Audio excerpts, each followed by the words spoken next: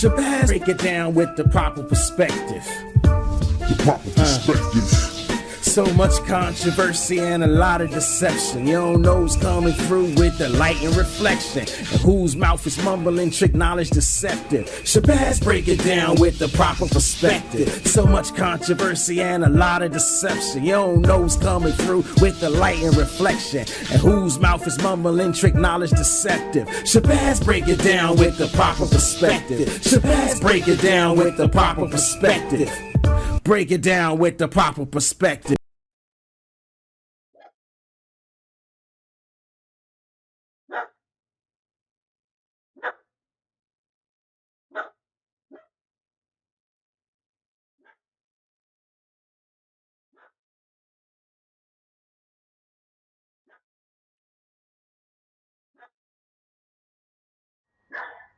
What's going on, everybody? How y'all doing? This is Shabazz with the proper perspective. Coming to you live on TikTok and YouTube, so you have to forgive me as I walk into the session today a little slow. I'm trying to make sure I got everything. I hope you can hear me on TikTok. Trying to make sure I got everything working. So just did my mic check, just did my sound check. It looks like, it sounds like everything is copacetic, or whatever that word is you're supposed to say when it's all good. I am here live on TikTok and YouTube. I'd rather everybody on TikTok come on over to YouTube, but I know most of y'all ain't gonna do it. Shout out to Ada and Special Nay for joining on TikTok. I'm like I said, I'm a slow walk it just a little bit. I'm a slow walk it just a little bit. Give all my microphones, all my settings time to stabilize. Because for real, I've been trying to go live since 10 a.m. And I had all these major malfunctions that I had to work on. So right now, I'm just trying to make sure that everything is okay. If you are here, let me know where you're tuning in from. Put your city, put your state, put your country in the chat, in the comments. Say something to me if you can't hear me. Say, I can't hear you if you can't hear me. Y'all know what it is. I'm going to assume that everything is right because I got an earpiece in and it's sounding like everything is working. We'll do one last little check. There I go knocking stuff down. Okay, so yeah. Seems like everything is back in order now. So what are we talking about today? Well, we're going to talk about this conversation that I had with a FBA advocate. Now, if you're on YouTube, you see the whole title of my show today. And it's clearer. It's clearer to you on YouTube. On TikTok, I couldn't get all those words out there. So on TikTok, it's just says something about another FBA caught lying, something like that. So we are going to get into this topic. Here's what had happened. Now, way back, what's this? We going on the end of, we almost at the end of August. Last couple of weeks, last week in August. So way back, I did a video, I did a post where I said, I'm not joining the FBA called boycott of African businesses. And so, this brother comes along trying to play the fair-minded type. I said, brother, let's have a conversation. Let's talk about this. I agree with some of what you're saying, but let's talk about this. Let's have a conversation about where we disagree. I said, all right, cool. You come off sounding nice and reasonable. So I was like, I could do that. I don't mind having a conversation. I tell people all the time, I don't do debates. I don't respect debates. Because most times, or I should say it this way, I don't respect the online platform and format of debates because most people just want to yell and scream and talk over each other. Now, sure, every now and then in a formal debate, you can get a little ahead of yourself, but you should also be mindful that you need to dial it back some.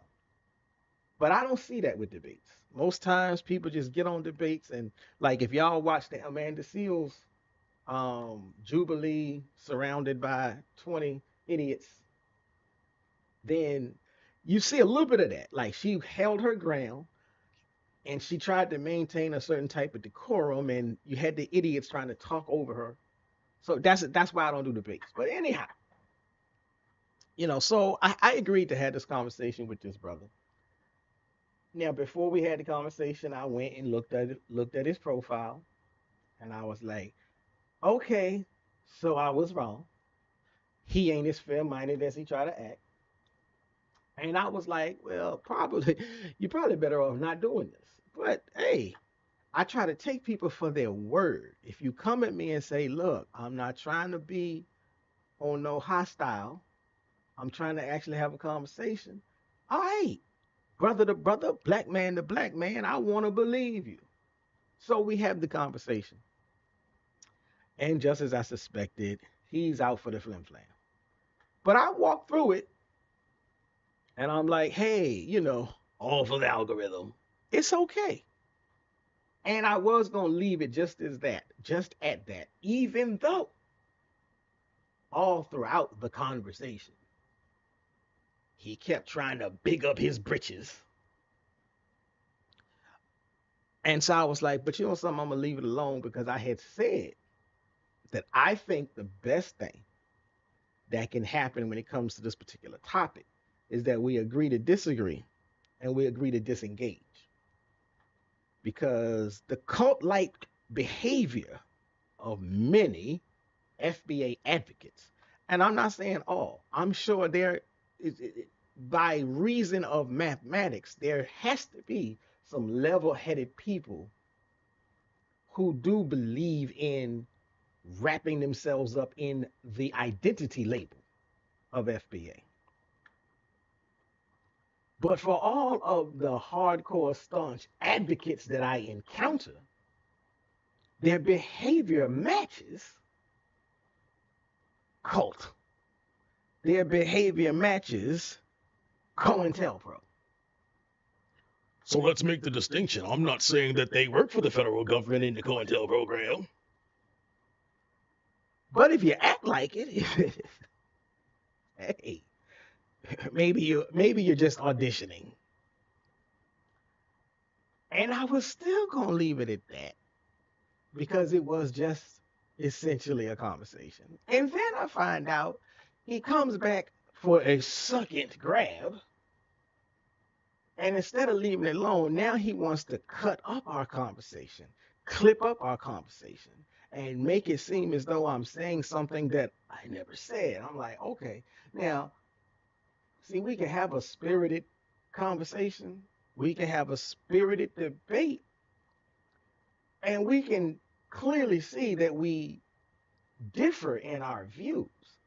But when you begin to twist things and say, well, he said this and he never said this, again, I got to start calling a spade a spade. Let me pause for a hot second. Shout out to everybody that's joining on TikTok, and shout out to everybody, if anybody is joining on YouTube. So let me see. Shout out to my special need Odogu.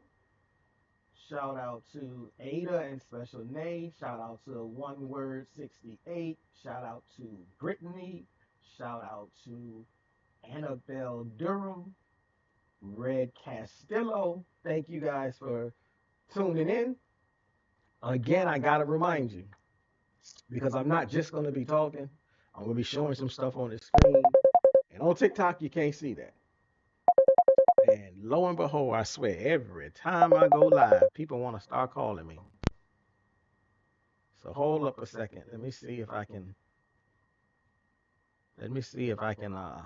address this phone call without too much interruption.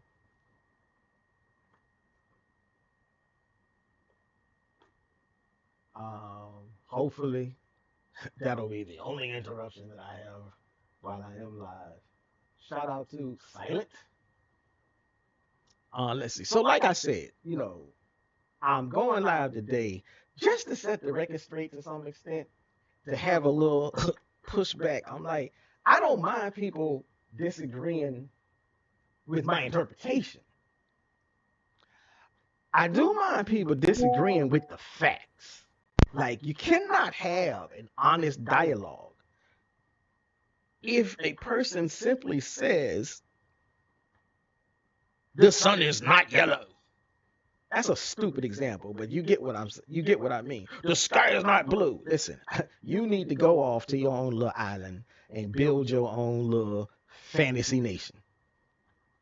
So this brother wants to put words in my mouth. And what's even worse about it is, it's bad enough that you're trying to say that I hold a claim that I don't hold. It's even worse when you start attacking icons in Black history. And so he wants to attack Marcus Garvey. He wants to attack the volume of Black historians who have done research and made claims about who all was involved in slavery. That's the two biggest things that I'm going to tackle today. Now, again, so before I get into playing any clips, let me see if I can pull my screen up correctly. Split that screen. And we're going to get into the situation. Shout out to Global Zali. Again, if you come to youtube.com/@theproperperspective, you'll be able to hear better once I start playing these clips, the receipts. But let me do one last. Okay, yeah, I'm good. So I'm there. All right. Now, so before we get into everything else today, I prolonged this little intro. I'm gonna tell you this. I'm tired. I'm sick and tired. What Scarface said, I'm sick and tired of being sick and tired of being sick and tired. I'm sick and tired of the lies and the false narratives, but even more so, I'm tired of Black people not knowing enough about our own history. Because when we don't know, that's when you get these con men like Unbiased Ron slide through pushing gibberish. And that's really what is at the heart of the matter. You can malign me all you want, but don't malign the ancestors. Don't malign the elders. And because they say it with their chest out, too many of us fall for it. So we're going to talk about Unbiased Ron. I'm going to show and prove that he's biased beyond all shadow of a doubt. He came on my page pretending that he's fair, like Fox News, fair Fox News. That's the kind of fairness that he uses. Pretending that he deals in facts, but what he actually deals in is lies, browbeating, hypocrisy, and bad faith tactics. So what we're going to do is we're going to take his own words. I'm going to use the timestamps and put the receipts on the table. No excuses, no gaslighting, just the facts. So hopefully you stay tuned. Hopefully you stick around. Rather you come on over to youtube.com/@theproperperspective and hit the like button and leave a comment. Because really, I'm only live on TikTok because TikTok sent me a nasty message saying if you don't go live in the next 3 days, you're going to lose your privileges. So, like I said, we're going to put this liar on Front Street. Now, before we get into this, let me see, I gotta pull it up. So let me see if I can pull it up, find it.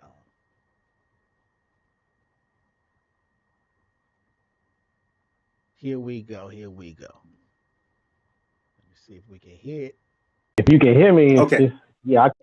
Now, if you're on TikTok, did you just hear that? Like, I'm not talking. So on TikTok, tell me if you can hear what's playing in the background. Called in. Okay, I can hear you now. Okay, great. How you doing, brother? I'm doing okay. So did y'all hear, the background where it was saying, how you doing, brother? I'm doing okay. That's what I'm trying. Ha ha ha. Brittany says, I heard a fan. I really, I'm very much under the impression that you're not going to hear too much on TikTok because it's on the phone. There is no, hot mic. It's not quality. All my quality stuff is over here on YouTube. So bear with me if you're going to stay on TikTok, but you really need to be over here on YouTube. I could technically I could kill the TikTok because as far as they're concerned, I just went live. So I just saved myself all of these little threats that they sending me about kicking me off and deleting my privileges because I just went live. But so, as I said, now, let me put, so what we're going to first talk about. When caught in a lie, Unbiased Ron likes to deflect, likes to bring up trivia. And that's a perfect example of what a charlatan does. So if I go to this, let me pull this section up.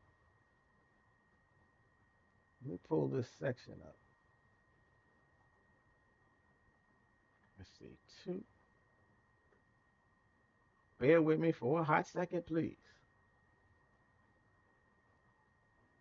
Now, and just for the edification and the education of the listening audience, this is very much so a response video for educational purposes. Y'all know they got to be said, right? So here we go. I'm gonna hit this play button. I was gonna take issue with the way you framed the question. I don't believe that Marcus Garvey believes, or I don't believe that Marcus Garvey espoused the idea that we should all go back to Africa. Okay, so now, on YouTube, I know y'all heard that. I'm gonna run it back just a little bit to the question, and I'll just mouth the words for TikTok. So let me see, what was that? 227. So let me find this in the transcript.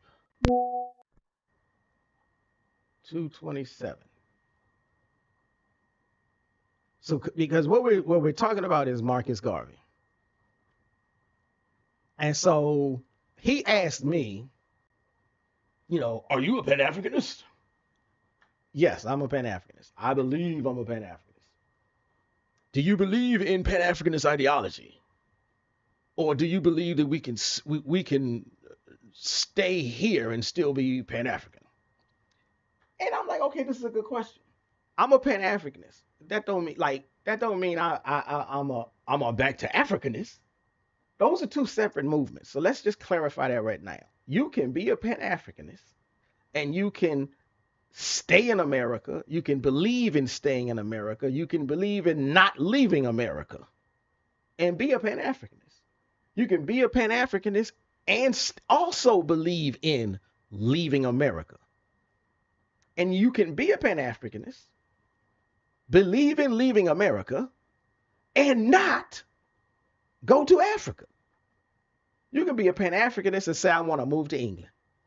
You can be a Pan-Africanist and say, I want to move to Thailand. They're not mutually exclusive or mutually inclusive. You don't have to conjoin them.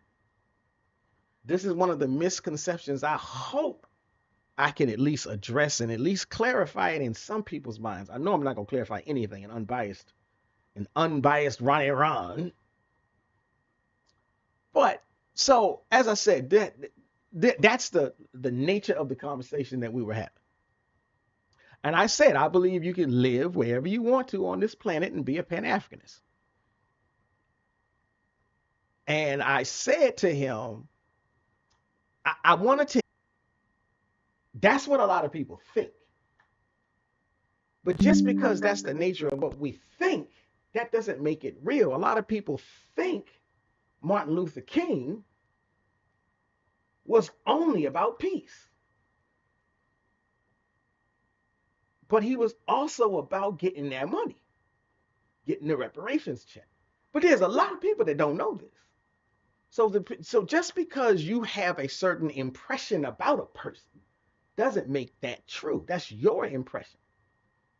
And if you were unbiased, when someone tells you you don't have all the facts, then you would say, okay, well, what do you mean? What else is there? But no, what Unbiased Ron does is when I tell him Marcus Garvey did not necessarily believe in taking every Black American back to Africa, Unbiased Ron gets upset. Unbiased Ron gets belligerent. Now, you don't got to believe me. I'm going to play the clip so that you can hear it for yourself. So here's the clip. He clearly made statements against that. He has never said everybody should go back to Africa. He never said everybody should go back to Africa. Okay, so when I say Marcus Garvey, he was liberating Black Americans from racism, right? So I'm gonna pause this again. Now once I tell him Marcus Garvey did not say he was trying to take every Black American back to Africa. Now he comes in with his bias, not his unbiasedness. He comes in with his bias. And he says, well, so Marcus Garvey was about liberating Black Americans. One point of correction. Marcus Garvey was about liberating all Black people. Marcus Garvey was about unifying all Black people, not just Black Americans. Set that to the side. Marcus Garvey, so now that's one point of correction. Then he goes on to say, well, when he wrote the letter to the KKK, listen. Elijah Muhammad wrote a letter to the KKK. Marcus Garvey wrote a letter to the KKK. Several people have either written letters or had communication with the KKK with the idea of trying to create this separation piece. That doesn't mean you're trying to take every Black person. You may be trying to create a platform so that every Black person can consider what they want to do. But then I go even further because Marcus Garvey even says, I don't want to take every Black person back to Africa. So if this is what's on the record, him literally saying, I don't want to do that. If you're an unbiased person, then you'll say, oh, I never heard that. Or where'd you get that? No. What Unbiased Ronnie Ron does is double down, triple down, quadruple down on what he already don't know. Let's play the clip. When he wrote the letter to the Klan, his public letter to the Klan literally said, you don't want us here, we don't want to be here. So he was discouraging, fighting for civil rights, fighting for things he felt like wasn't going to happen. So he was saying the alternative is to just leave the country and go to Liberia, and where we can have self-determination, self-reliance, and do things for ourselves, where we can escape white supremacy, systemic racism. So that was his core message. That was the purpose for steamships. It was to do international but it was to leave the country and seek residence in Liberia. But he also said So again, now you hear him saying, but that was the core message. Now again, that was part of his message. That was not all of his message. Shout out to Zonji for joining. Shout out to Chad Alabama for joining. So again, I'm not saying that I'd be a fool to say Marcus Garvey didn't want to go back to Africa. I'd be a fool to say Marcus Garvey didn't want to take people back to Africa. You, however, would be a fool if you said the only thing Marcus Garvey wanted to do was to take every black person back to America. That's foolish. And the record doesn't show that.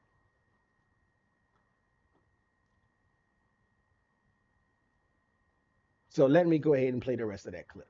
also addressed the idea as to whether or not he thought, believed, felt, or was trying to encourage all Black Americans to go back to Africa. And he clearly said, no, I'm not saying all Black Americans should go back. So he literally said, now I'm saying literally, I don't have the 100% verbatim exact quote, but he said, I want 10,000 well-able-bodied, mind, soul, spirit Black Americans to go with me. So again, at no time can you say trying to take 10,000 Black Americans is the same as trying to take every Black American. Period. He never wanted to take all. He only wanted to take those that were interested in going. And to say it any other way, you begin to sound like you're fitting a pattern of dishonesty, of bias.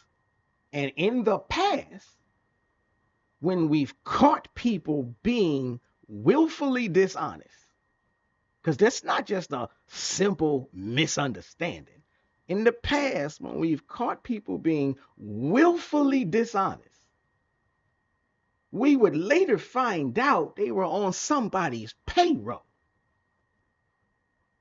When the Black Panthers found out who was making the mischief amongst them, they found out it was somebody on payroll with the federal government. Now, you can get mad all you want, but that's what happened. Call a spade a spade. So now I want to get to this next section, because the next section is really where the reveal starts to show up. Let me see. Now, so let me go ahead and play that right. I do not want everybody to come. Some of you ain't no good over here. You'd be no good over there. That's what Marcus Garvey said. Now that number, 10,000. You don't think? Now, here's exactly what I mean. I clearly told him that Marcus Garvey made such a hardcore definitive statement. His initial point was, Marcus Garvey's trying to take every Black American out of here. I tell him this exact quote. Marcus Garvey said, I don't want to take everybody. That alone diffuses your argument. Marcus Garvey further said, I only want 10,000. That alone diffuses your argument. Marcus Garvey further said, those of you who aren't doing anything, who aren't any good over here, you would be no good over there. Now you could get in your feelings about how dare he make such a statement. That's fine. If you want to get in your feelings on that, then I give you grace to get in your feelings on that. But that ain't got nothing to do with misinterpreting, disinformationizing. No, that ain't a word. Lying on what the man said and on what the man stood for. You could be mad that, well, that sounds like he trying to put us down. Okay, be mad at that. At least you will have grounds to stand on because it's a logical interpretation. I would still disagree with you, but I'll give you the point. But to say because you mad at that, to say that means he's trying to take everybody, you're just a. Let me slow down. This is why I don't debate. Because when you hear preposterous stuff, you get heated. But that's just simply foolish. And if I were back in the classroom, and let's say I were back in the classroom and I'm teaching a lesson. I'm teaching a history lesson or a sociology lesson or a humanities lesson. And we're discussing this. And let's say I'm talking about here's what the man stood for. And let's say I have a student say, but I thought, I'd be like, okay, listen, I know that's what you thought.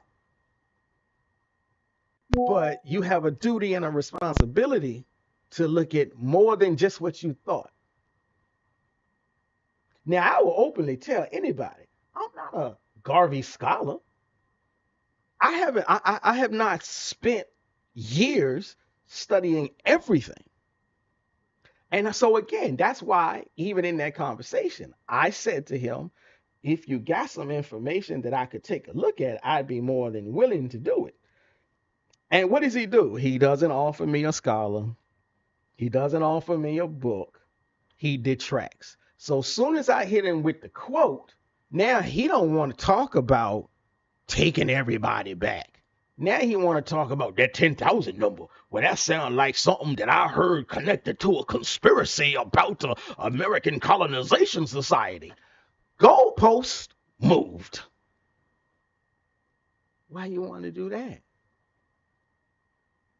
I'm not saying that the American Colonization Society was all good. By no means. I can't stand the American Colonization Society.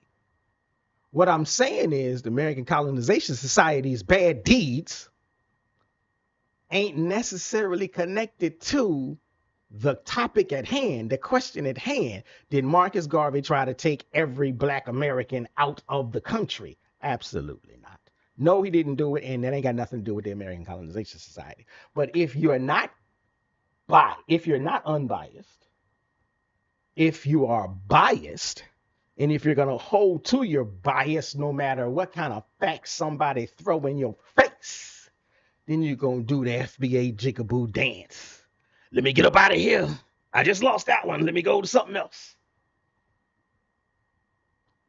So when caught lying, he deflects to trivia because it's a perfect example of his charlatan tactics. Live and direct on YouTube. Now, I wanted to go back and do some fact checking because like I said in the conversation then, and I still say today, I'm not a scholar of Marcus Garvey. I know that there are people out there who have studied Marcus Garvey, just like there's people who study Shakespeare. If you're in the literature, there are people who study Shakespeare. They got a PhD in Shakespeare. There's people who've gotten a PhD in Marcus Garvey. I don't have that. Well, I don't even have a master's degree in Marcus Garvey. I might got a master's degree, but not in Marcus Garvey. So I'm always open to give me a book to read. No. Don't give me a YouTube link where somebody is simply editorializing and spazzing off at the mouth, and they ain't giving no books to read. Anybody can grab the mic. I did. I grabbed the mic. But if I say something, I'm going to try to tell you, here's why I say that. Here's how I know this. Here's a book to read, or here's a historian to look up. So I wanted to just go back. Shout out to, let me see who else has joined on TikTok. Rosina RT has joined. Shout out to you. Shout out to Fertile Soil. Shout out to Tanya Stanfield. Shout out to Anders T. I'd rather y'all come on over to youtube.com/@theproperperspective. But hit the like button, drop something in the comments if you want to add on to the dialogue. But I wanted to make sure, I always try to do these self-checks. So I wanted to make sure, you know, I'm not going overboard. I'm not going beyond my scope. So I tried to do a little bit of fact checking.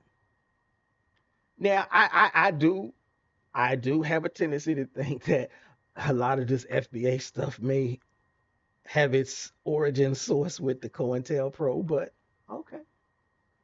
I will say this, because even if you tell me, well, COINTELPRO was shut down, my brother, you know, that was back then. Okay.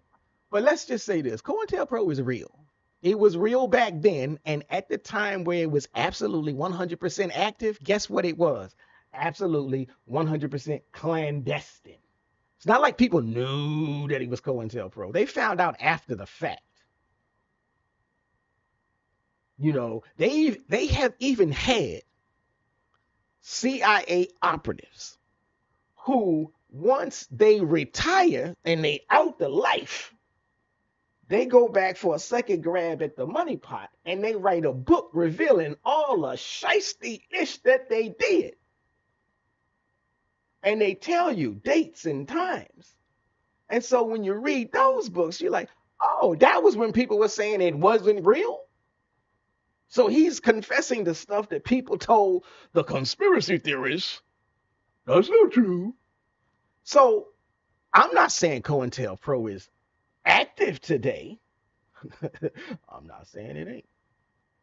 What I'm saying is we don't find out about these things until there's a whistleblower.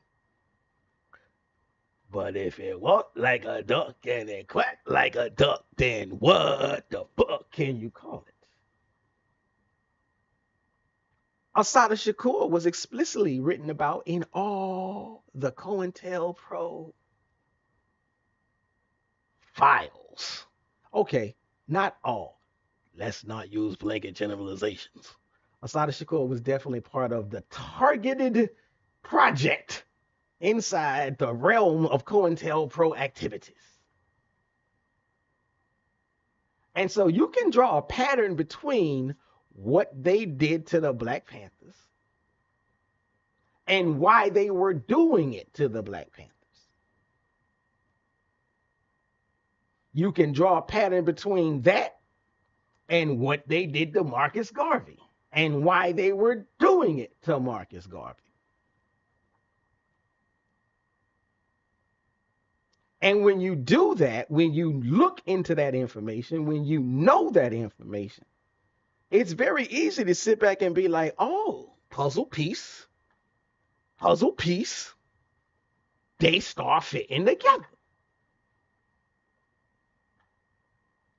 And that's my analysis, and that's my proper perspective on why my framework, my lens.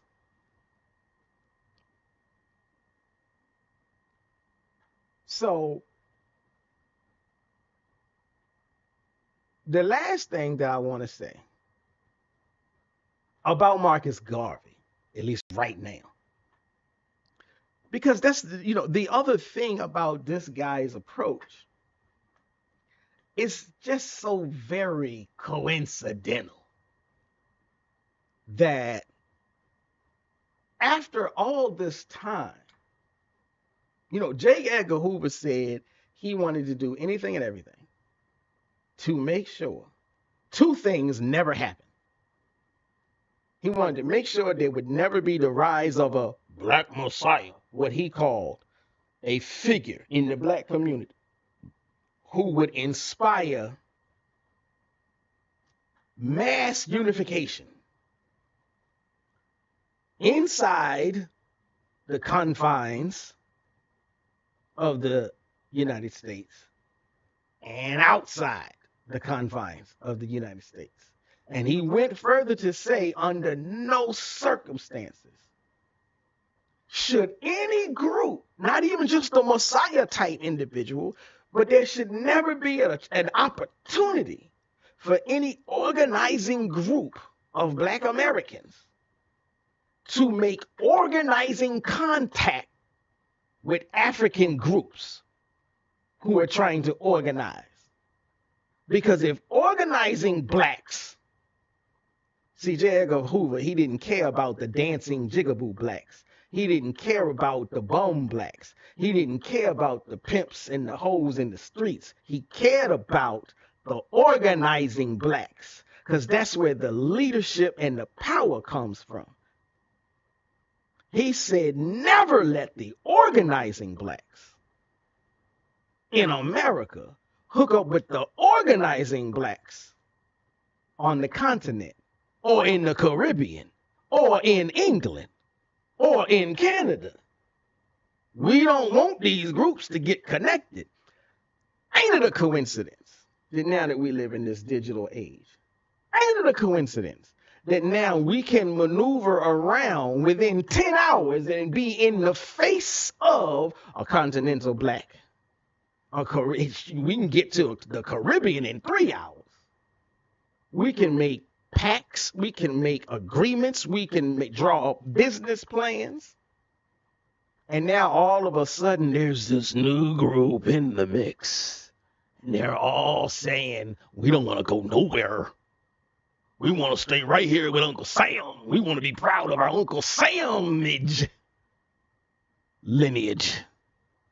And I ain't saying not to be proud, but black people, we have never not been proud of who we are. When we adapted, when we were calling ourselves Negroes, we were still proud of who we are. That was just the word of the day. When we were calling ourselves African Americans, that we were proud of ourselves. That was just the word of the day. And I say that to say that technically, I'm not even against the idea of calling yourself a foundational Black American. I'm against all of the xenophobic vitriol that comes out the mouths of every person I met who calls themselves FBA. And I'm opposed to all of the lies and deceit that comes from all of the mouths of the people who claim FBA. So this live really, it's not just about biased Ron. It's about the biased FBA movement. Now, let me slow down. Let me calm down. Get this in here and make sure my mic check still sounds nice. I got 4 new messages on TikTok. Shout out to whoever you be. Peace to Uncle Moochie. Peace to Sir Protocol 3251. Peace to Bobby Joe. Peace to I can't read these. Becky 5. Sorry if I messed up your name. Diana Wright Music. Peace to everybody joining the chat. Peace to Wayne S69 who just joined. Really wish y'all come over here and join me on this YouTube. YouTube.com/@theproperperspective. Like, share, and subscribe. Like, share, and subscribe. I'm going to calm down a little bit before I move on to my next topic and section. I got to pull up this transcripts and make sure that I get the right stuff. Now, and I may come back to this again because I really got heated over this Marcus Garvey thing. But, you know, then we got somewhere in the midst of this conversation that I had with this brother. We get to this question, and ooh, did it burn him up? So let me pull this receipt, pull this section, jump to this time. Let's see. Get this. Y'all bear with me while I pull up the time.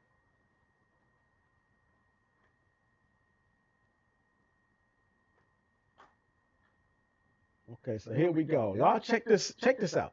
Your ancestors were foundational Black Americans?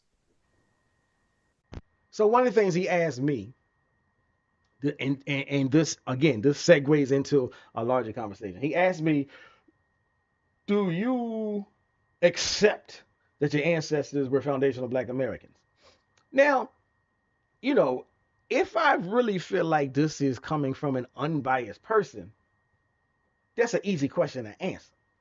Now, if I'm aware that this is coming from one of those characters online that like to play, ooh, gotcha, then I need to slow your roll and be like, well, what do you mean, dear brother? But so let me just state for the record, I'm an African American. And by African American, I mean the same group of people who descend today from the group of people who were kidnapped off the shores of Africa. Now, I'm well aware that there's a group of us who say we was never in Africa. Have at it. I'm not talking to you, and you shouldn't be talking to me, because you of a different group, so you say. I may take liberty to call you some funny names, and to some extent it's done in humor, but because of your xenophobic viscosity, and you come back at me with vitriol, it's not done in humor. You're a pretendian. But I don't care. You got to fight with the Cherokees. You want your reservations back. You go fight with the Cherokees and the Choctaw. I don't got no fight with you. See, if you say you're aboriginal to this country, if you say you're native to this country, you have a moral and rightful justice claim against Uncle Sam and the 5 civilized tribes, so that you can get back on the Dawes rolls, so that you can get part of the reservations that were allotted to them. You still are fighting what I would call a lost cause, but no, I can't say it's a lost cause, because some people do actually win those cases. So I'm proud of you for getting your reservation land back. But my fight is for reparations, and this ain't got nothing to do with you. If you are an Indian, if you are a Native American, if you are an Aboriginal, your fight is with Uncle Sam about the reservations that he allotted after he walked y'all selves through the Trail of Tears. That has nothing to do with reparations. Reparations is about the kidnapped, the stolen Africans from West Africa who were brought here. So, to go back to his question, Do you accept that your ancestors are foundational Black Americans? as long as your definition of foundational Black American is equivalent to mine, and my definition is, yeah, we descend from the Africans who were stolen and brought over here. Yeah, we on the same page. By that, I'm a foundational Black American. Now, if what you mean is I accept Tariq Nasheed as my big brother, my mentor, my leader, my mouthpiece, my talking point provider, absolutely not. Absolutely not. Now, I know he ain't our leader. I know he not your leader. You know why he not your leader? Because after he started getting into trouble, he said, look, y'all, stop telling them people I'm y'all leader. They gonna get me. That's why he not y'all leader. But he was y'all leader before he got in trouble. But anyhow, so the conversation that we had, I'm going to go ahead and finish playing the rest of it.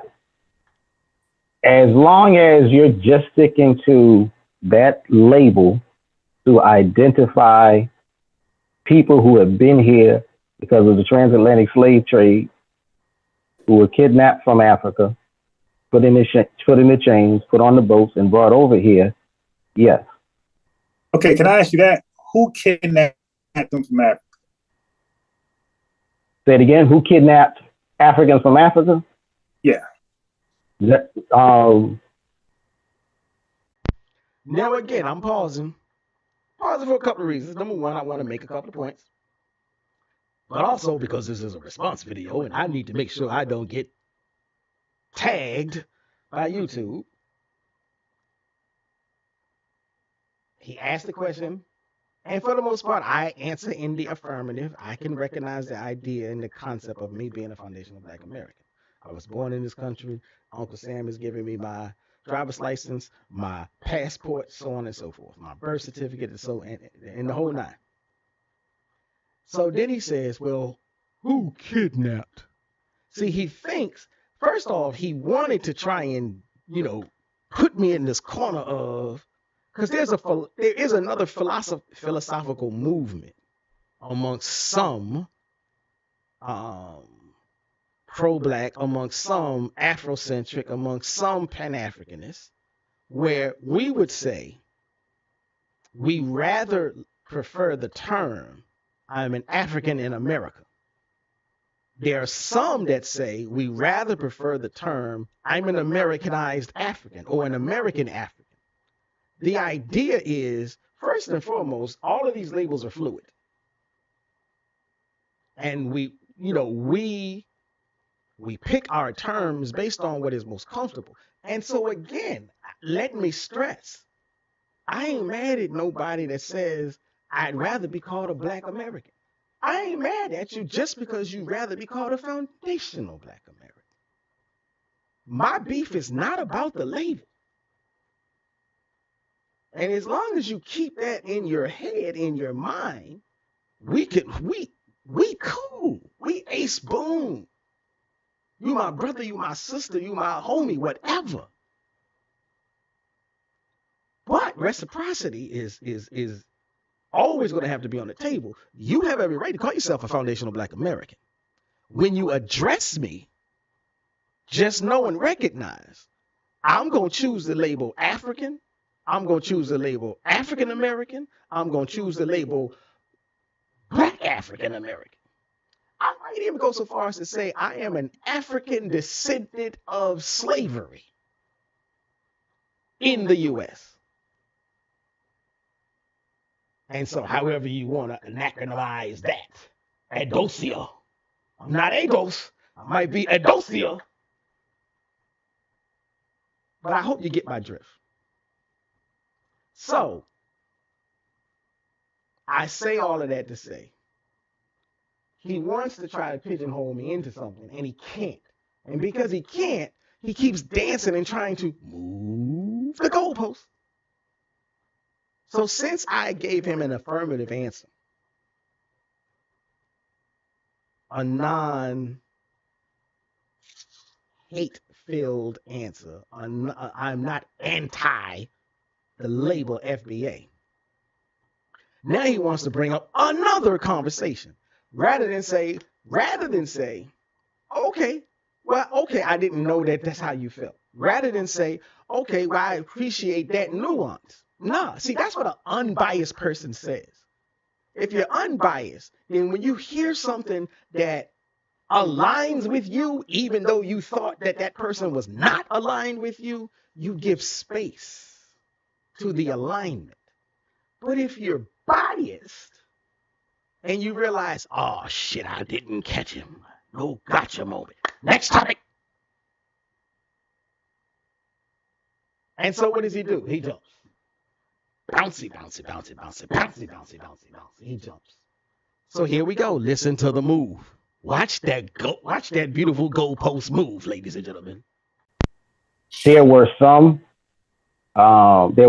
continental Africans in a few kingdoms that participated. As long as you're just sticking to that label, as long as to identify people who have been here because of the transatlantic slave trade, who were kidnapped from Africa, put in the chains, put on the boats, and brought over here.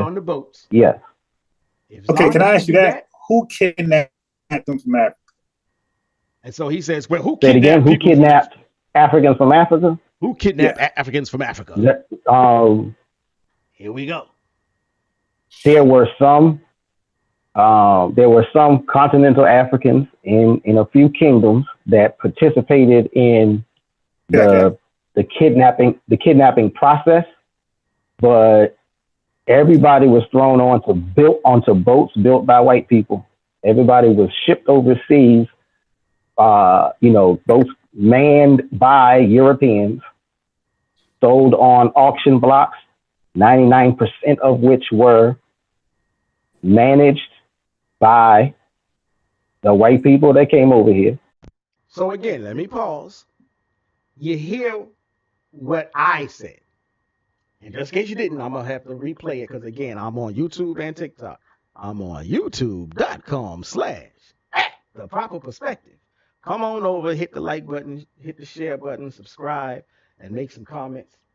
But so he asks me, Who kidnapped Africans from Africa?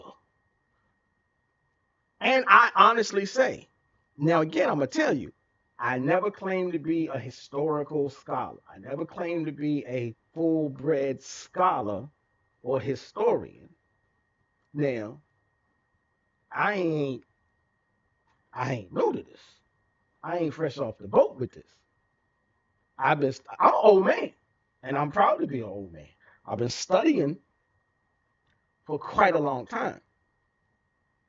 I've been reading for quite a long time. I don't get my information from somebody spazzing off on YouTube. And somebody else can say, hey, well, what you doing right now? Right now, I am definitively spazzing off on YouTube and TikTok. But I got receipts for you later.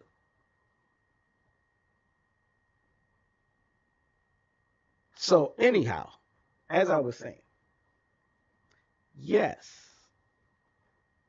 Africans were kidnapped from Africa and brought over here. Now, we can play with the word, well, what does kidnap mean? But most ostensibly, we know kidnapping is an activity that occurs to you against your will. You did not volunteer to be caught up and moved from one location to another location. That's a kidnap. So I doubled down and I tripled down on both statements that I made. There were some Africans who were involved and took active leadership participatory roles in kidnapping other Africans. And there were white people. There were Europeans from various European countries who were actively participating and taking leadership roles in the kidnapping. And I do mean the physical lay hands on seizure, in addition to who built the boats, in addition to who put the chains on hands, in addition to who manned the ships as they set sail across the Atlantic blue. So you got white people that did actively participate in kidnapping, physically stealing black human beings in Africa for the purpose of taking them to other lands. That's just a historical fact. Now, I'm sorry if it doesn't fit the narrative you're trying to bend, the narrative you're trying to twist, because ultimately what Unbiased Ron wants to do is paint every black person as a bad actor and let every single white person off the hook. And that's why he has a problem with me. So I'm going to go ahead and continue playing his little vexation. Yeah, so I agree with some things you said, brother. Are you familiar with the panelists on the video I was sharing? Are you familiar with some of them? So he says, I agree with some of what you said, brother, and he never clarifies what that is.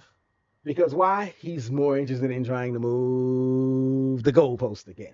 And now he wants to bring up some panelists that he had on his show earlier, not on necessarily a different day, because I sort of called in the middle of a show that he was already doing.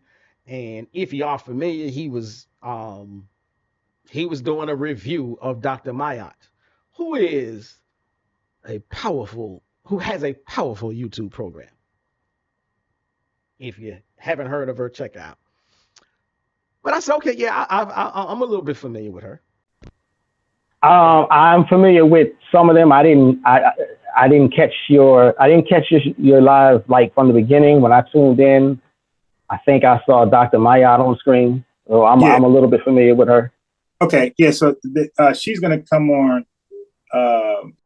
Shout out to Michelle Boyette. Shout out to let's see, Walmart GR. Shout out to Ethico World TV. Just Breathe, baby. Let me see. Anybody else that I missed? The Seeing Healer. The Humble Heart. Bobby Joe. Becky Fla Modisat. I'm so sorry I screwed up your name, but I can't read that. Shout out to everybody that's joining in on TikTok. Hope you're hearing something that you like. If you're not, hey, I'm still doing my thing. So let me go ahead and I'm gonna try to play this thing because we got to. So he wanted to have this conversation about whether or not white people were involved in the kidnapping.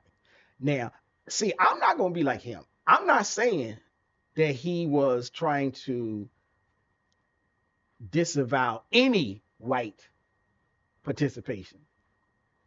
I'm not going to twist his words. But what he did do is try to say, because I claim that there were white people who were actively involved in kidnapping, this is when he lost his mind. And he actually says at one point, there's any credible historian would tell you white people didn't kidnap any Africans during the slave trade. They were utterly unsuccessful. That's his claim. That ain't my claim. My claim was the exact opposite. I said that there were white people that did participate specifically in the kidnapping. Now, I'm going to jump to this section. Don't say you just making it up. He didn't say that. I'm going to jump to the section.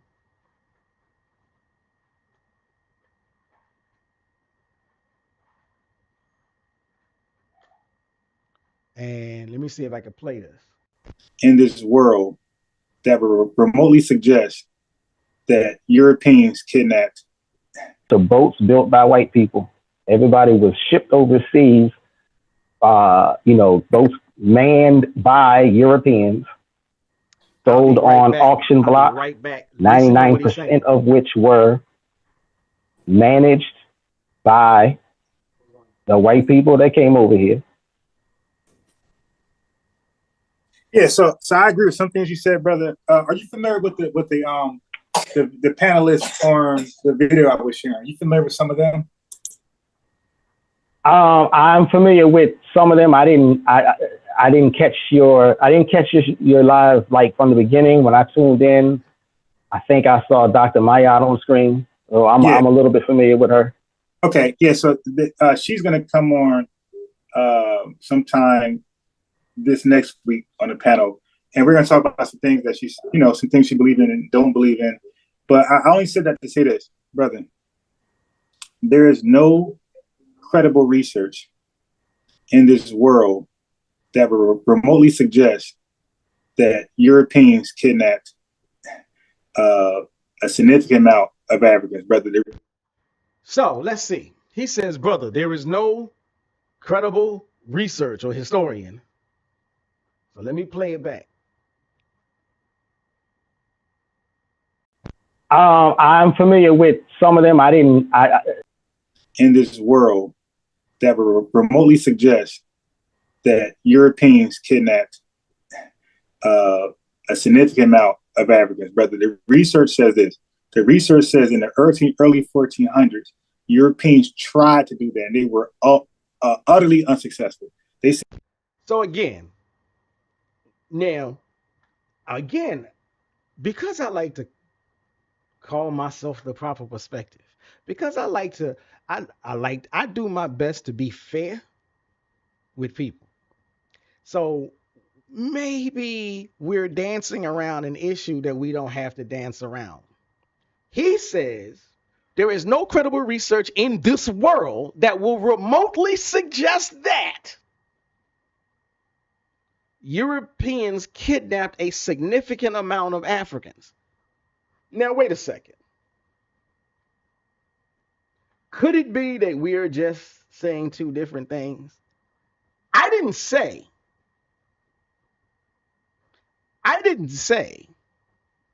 that Europeans kidnapped a significant amount of Africans. Now, we can play with, well, what do you mean by significant? We can play with that. I don't know what you mean by significant. I'm going to tell you this, it was more than one. It's definitely more than one. I don't know what he means by significant. What I said was, white people were actively involved in the kidnapping of black people in Africa, or of Africans on the continent of Africa, and bringing them over here. Now, when you want to throw your extra words in there, are you literally not hearing me, or are you purposely trying to move the goalpost? I didn't say it was a significant amount. I didn't say it was an insignificant amount. I'm simply saying they were doing it. Period, point blank. They were doing it. Now, depending on what you mean by significant, I'm not going to try to call you a deceptive liar, you Decepticon, you. But I am going to say, unless we get qualifications on what significant means, if the essence, if the spirit of your statement is, they ain't had nothing to do with that because he said they were utterly unsuccessful. Well, that's utterly a lie. And it's an insult to history. So what I'm going to do is I'm going to hit you with some facts. And like I said, I'm not just spazzing off. I got links and I got historians that I'm going to drop in the comment section later. Now, so as to the idea of there being direct kidnappings by Europeans, the Portuguese were not just sitting on ships waiting. I wonder when them Negroes is going to bring us some captives. No. In the 1440s, Antio Gonçalves and Nuno Tristão, the Portuguese, carried out kidnappings on the West African coast. In 1444, Lancarote de Freitas raided the Arguin coast. He, in one particular raid, kidnapped over 200 Africans. Now, to you, that might be, well, that's not a significant number. Okay. If you want to say kidnapping 200 people against their will is insignificant, you go right ahead and you have at it. I'm going to think you're mentally challenged. I'm going to think you're intellectually challenged, but that's just a difference of opinion.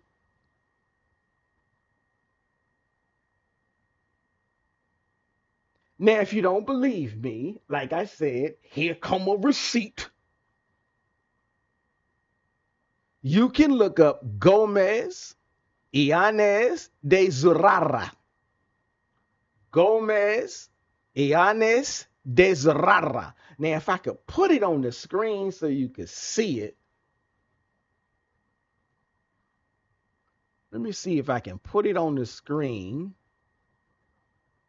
just so you can see it real quick. At least I'll put his name up there in big old caps. Now, Again, one of those reasons I said come on over to youtube.com/@theproperperspective, because you're not going to be able to see this on the screen on TikTok. But here we go. Y'all see this sliding across? Gómez Llanes de Zurara. Gómez Llanes de Zurara. I'm trying to play with that whole Portuguese, Spanish type accent. I ain't got it down packed by no means. But this is one of the historians that you can look up. He is a chronicler of the times. And he records them white folk kidnapping Africans. So again, now we could have another conversation. Is one raid of 200 people significant? Hey, that's up for you to decide. I never made the argument that they were entirely successful in the program. I simply said they were active in the kidnapping. Now, let's go further. Even when Africans were sold to Europeans, once aboard those ships, who chained them? Who held them? Who threw some of them overboard into the Atlantic Ocean? Who ensured that they got to the other side of the world and entered the Western Hemisphere? Because that's kidnapping on a global scale regardless. That's still kidnapping. And just because an African person took part in the abduction doesn't mean a European person didn't conclude the abduction. Now, if you go looking for a historian's consensus, then you can also look up, and I'm going to put these guys on the screen for you. So let me go back to that and let me pull that up again so you can see it, at least so you can see the names.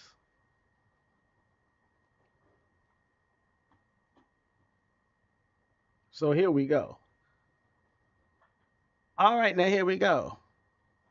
Let me get this large screen.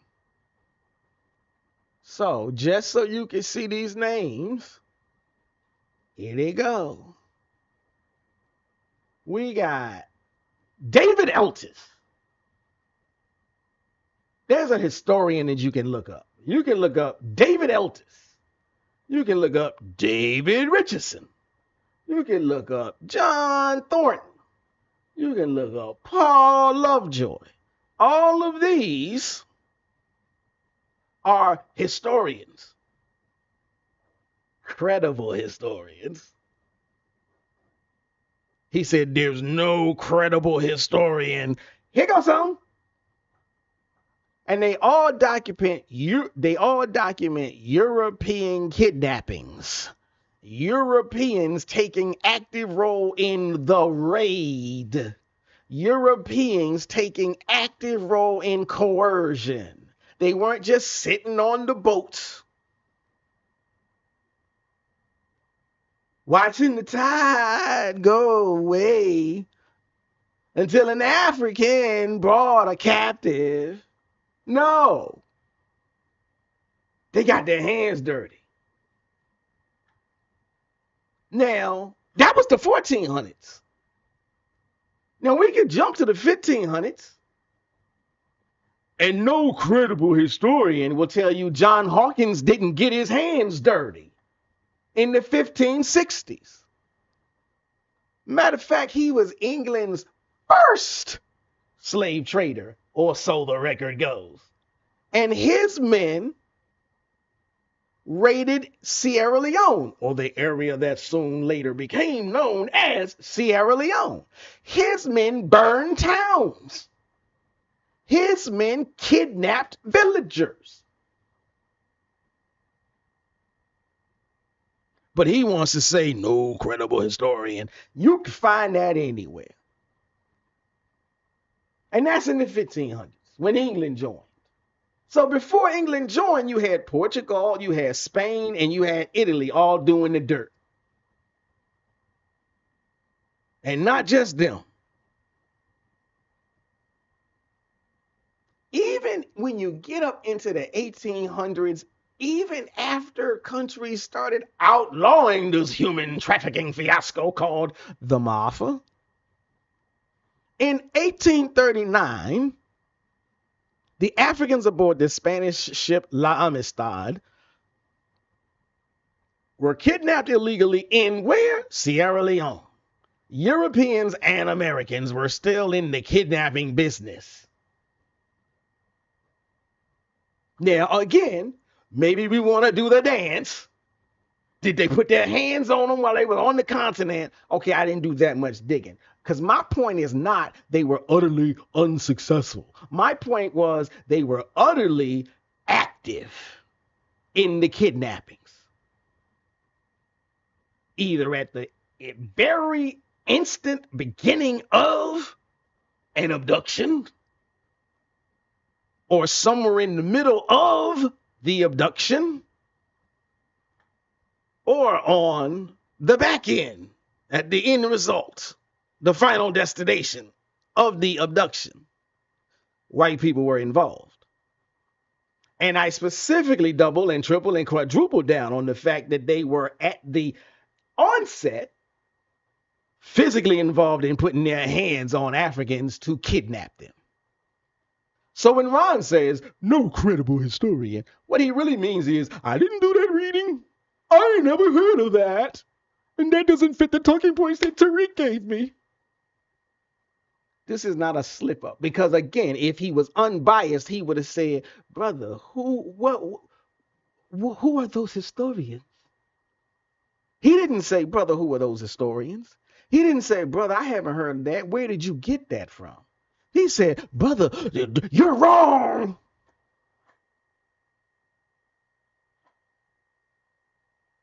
That's all he said. And then he goes on to double down and curse my name. Oh, no, and curse my ideology, as if it's my ideology that informed me. You don't have to be a Pan-Africanist to read David Eltis and David Richardson and John Thornton and Paul Lovejoy. If the facts are the facts, it doesn't matter what your ideology is. They weren't necessarily Pan-Africanists. So no, on his part, it's not a slip up on his part. He just don't know what he think he know. See, facts are not convenient for people pushing narratives. And people who are pushing narratives are involved in a deliberate deception. He's lying with confidence, hoping that you won't go check. And we call that fraudulent behavior.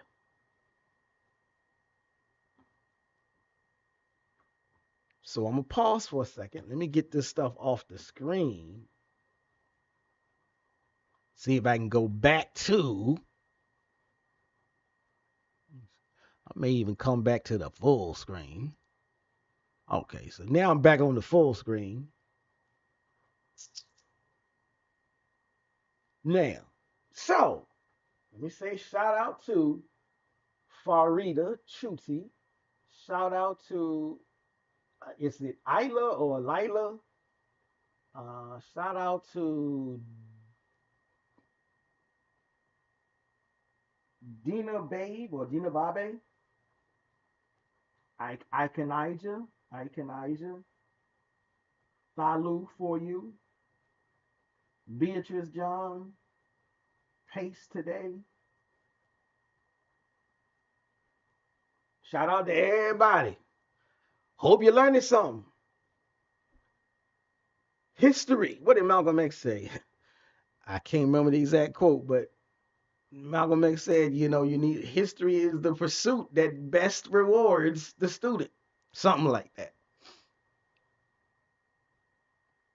So what I'm going to say is now, I'm going to slide into my field of expertise for a hot second. Shout out to anybody that went to school and got themselves a degree in English. A lot of people said, well, you can't do nothing with an English degree. Oh, contraire, mon frère. English English is a degree that lets you really get a hold of the words that come out of people's mouths and understand them for what they are.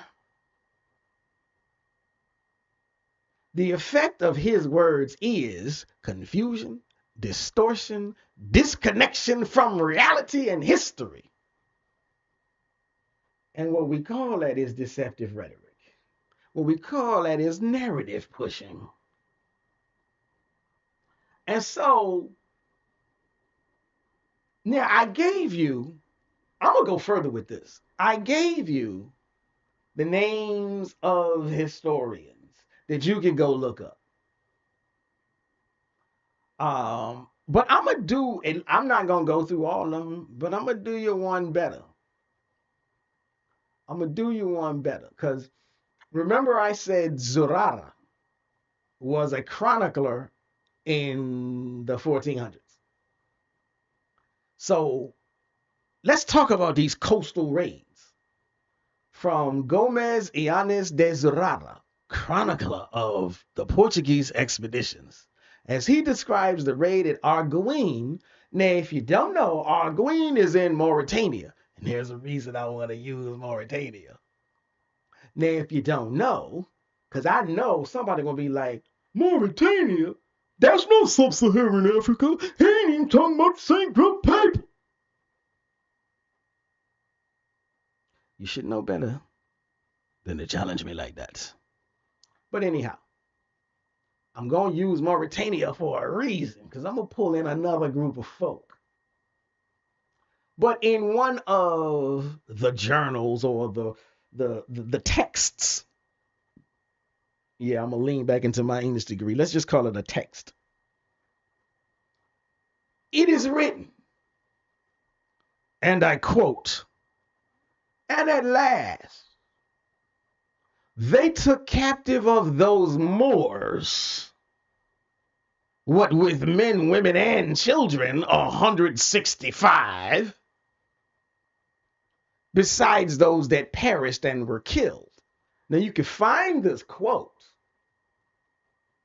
by Zurara in the open edition journals. That's an online database.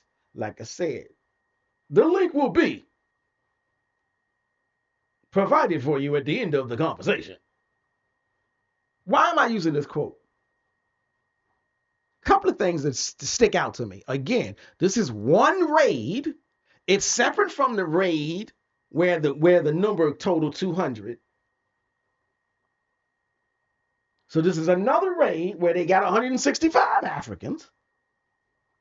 And these particular Africans were Moors. Now, if you're familiar with the online groupings, you know there's another whole group of black people who lay claim, who have appreciation for the Moors. And so we have a writer in 1444 saying, yeah, we kidnapped Moors and took them to America. Men, women, and children. This comes directly from Zurara's own account. It is an explicit count of a mass kidnapping. They call it mass today if more than 2 people is involved. And this was 165. Now, if somebody want to jump, I think I'd have heard a couple of people say, yeah, but the Moors were... Look, were the Moors really black Africans? The incredulity. I'll be straight up with you. I'll be honest with you. The Moors were technically a mixed population. Mauritania was back then, and still is today, what they call a border zone between Arab groups who kind of snuck their way on into there and various Berber groups. Some light, some bright, some pass for white, some dark, some brown, some always been down. But that's part of the Mauritanian mixed population. But that Mauritanian mixed population also includes what we would normally consider the black African, the sub-Saharan African. Don't come at me like, why you keep using those terms? Don't you know? I know that we have delegitimized those terms, but we delegitimize Negro too. And every now and then we throw it around just to make it crystal clear what we talking about. So part of the mixed population in Arguin, Mauritania included the Soninke, included the Wolof, included the Fulani, included the Hausa. Now you can't come up here and say that they want our skin tone type black or darker than me. These were the Africans who were kidnapped by Europeans and brought to these shores that used to be called Turtle Island. Scholars note that in the 15th century, Arguin's trade networks linked even as far down to the Senegal River region, which is predominantly the source of the Soninke, the Wolof, the Serer, the Hausa. Zurara himself describes women and children, and he didn't just say black. No! My white compatriots, my white scholar here, Zurara said they were as black as Ethiopians. He said they were as black as Ethiopians among the captives.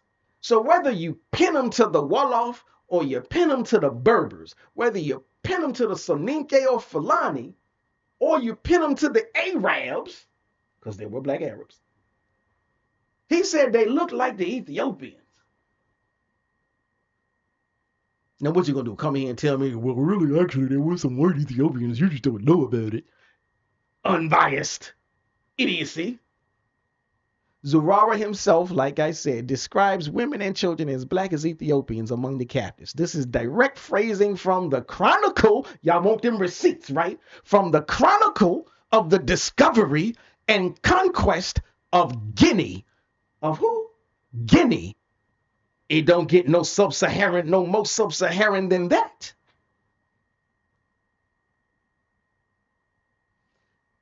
So, Unbiased Ron is playing a Eurocentric shell game. The Portuguese chronicler Zurara describes people as black as Ethiopian in those raids. Mauritania then, just like now, was a mix of Arabized peoples from Berber to Hausa and anything in between. And the slave trade from the Arguin area plugged directly into the Senegal River Valley, which is overwhelmingly black African. Now again, don't take my word for it. I'm here to give you the receipts. John Thornton. I told y'all John Thornton was on the list. Africa and Africans in the Making of the Atlantic World. That's his book. Confirms that coastal raids in this period pulled captives from Senegambia's black African populations.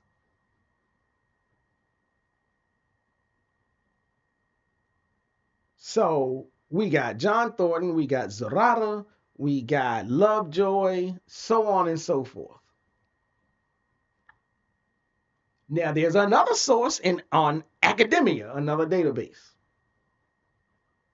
Other captives were less white like mulattoes.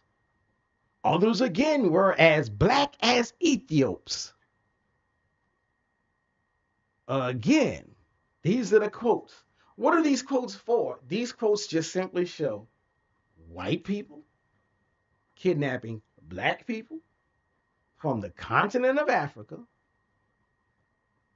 Again, I'm not going to play with significant numbers. Brother, I said significant numbers. I know you said significant numbers. Brother, I did not.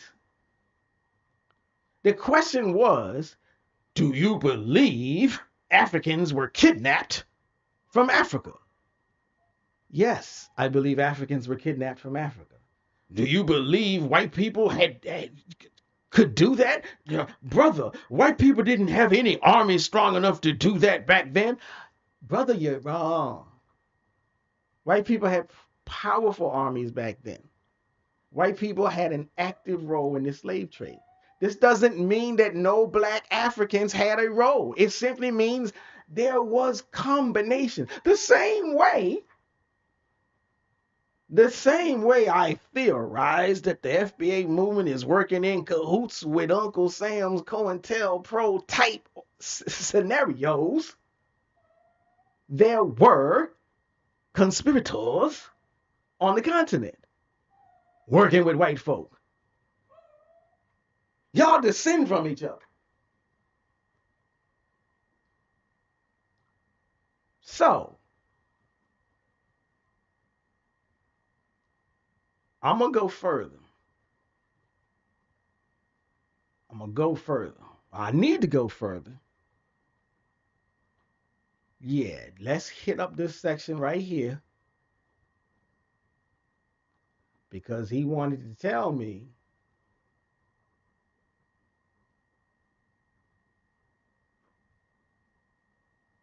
I'm going to go to this next section.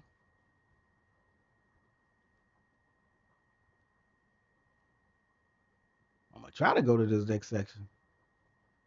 Okay, now 251. Playback.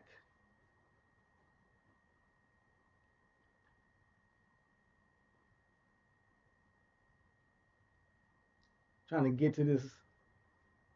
Okay. See if we get to this. Here we go. Playing this next piece. The super chat does work.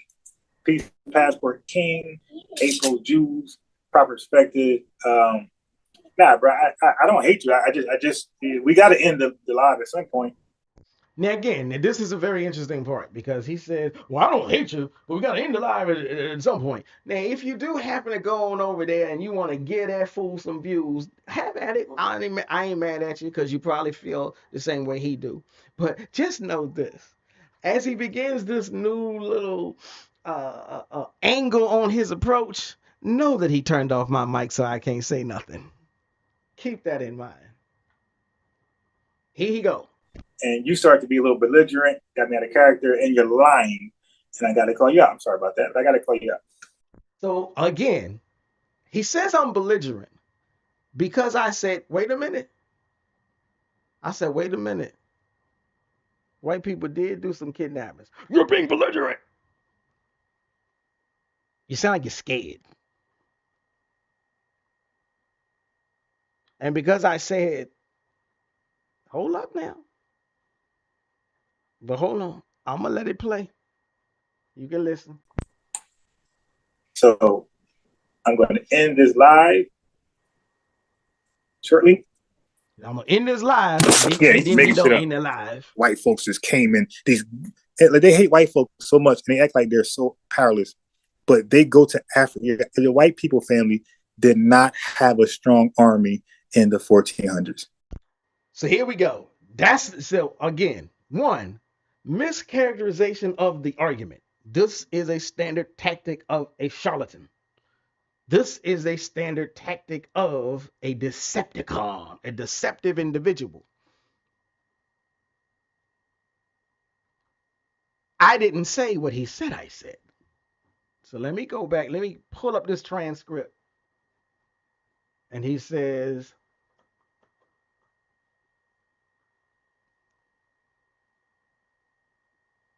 the white people family did not have a strong army in the 1400s, you dig? They just didn't in the 14th century. The white people didn't have a strong army. Now again, I'm going to give grace. Here's the grace I'm going to give. What do you mean by strong army? See, I don't know what you mean by strong army. But let's consider that the white people had the ability to assemble ships that would move from the European countries that they live in and crawl down the Atlantic Ocean and dock in various ports along the African coast. Now, to me, that's a strong army. I'm not saying that that is an army that is strong as the capabilities that they have today in 2025, but we're talking about the 1400s. Plenty of nations were not in the business of possessing the technology at that time to build ships that could come that far. So if you have the technology that builds a ship, sounds like an army to me. Now, are we dancing around the Army versus Navy? Are we dancing? Is that what we're dancing around? Is he so incensed that I said white people could do these things? Because he looks at an army as if they must have turn of the century, 2025 ammunition power? White folks did not have a strong army back in those days. You sound like a nut. But okay, let me calm down. Let me calm down. They tried and they didn't succeed. They tried and they got their ass kicked. Again, I never said that they were 100% successful for the entire duration of the Atlantic slave trade. But that's not what I said. I said they had strong enough armies to get it started. And at no point during the Atlantic slave trade did they have to go to some other group of melanated humans to build ships.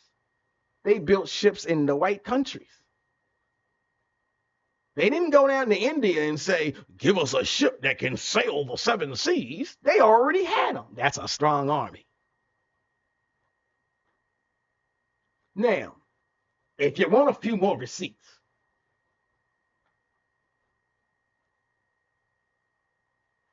Portugal in 1415 conquered Ceuta, which is a major North African city. They were known, Portugal that is, were known to hold amongst their citizenry and amongst their government what was called a professional army. And this was decades before Columbus. So the historians say Portugal had a professional army, and Unbiased Ron says, no, they didn't, because it goes against the talking points that he got from Tariq Nasheed or Yvette Cornell or whatever COINTELPRO agent is his boss. Spain in the 1500s, they conquered the Aztecs when they got to the Americas. They conquered the Inca when they got to the Americas. And I don't care if you call yourself an Aztec and an Inca or not.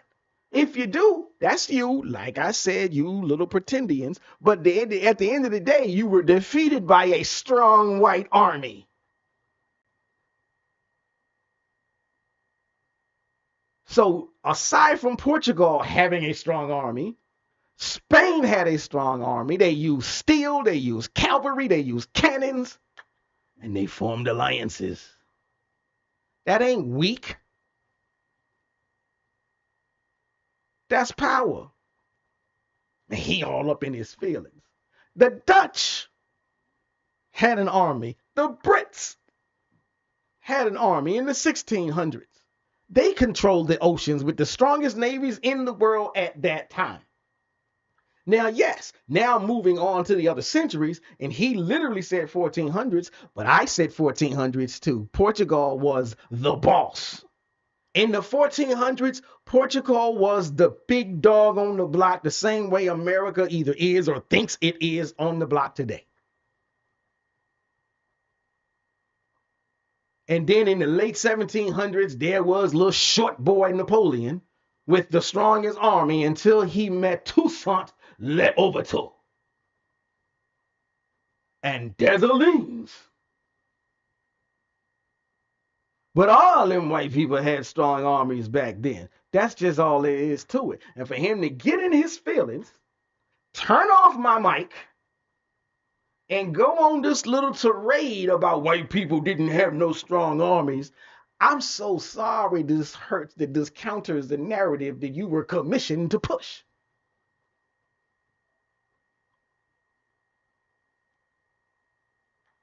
Now, as I said to him before he turned off my mic, it's true, Europeans could not march deep inland early on.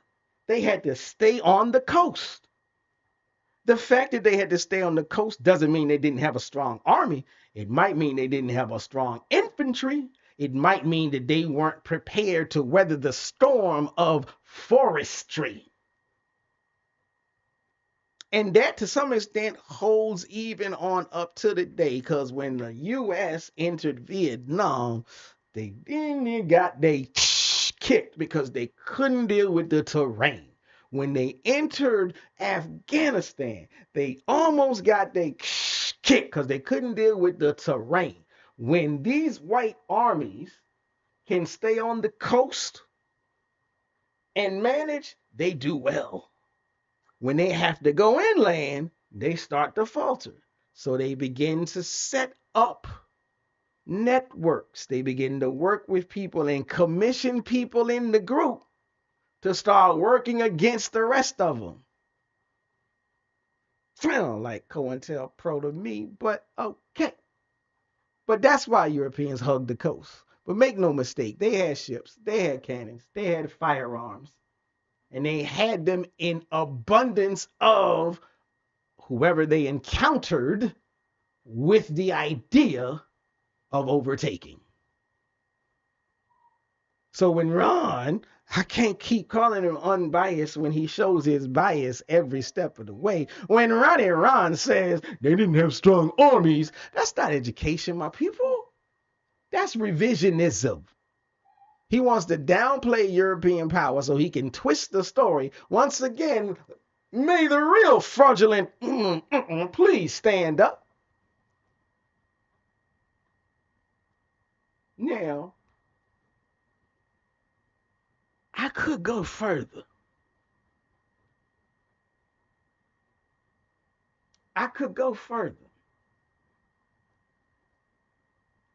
Let me pull this last receipt, because we're going to go back to Garvey now. We're going to go back to Garvey, and that'll be my last. Probably that'll be my last.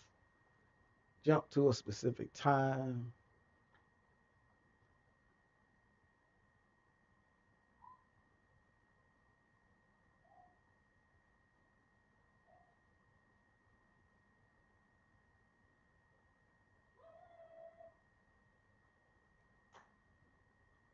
So we're going to go to this next section where he starts to talk about Garvey again.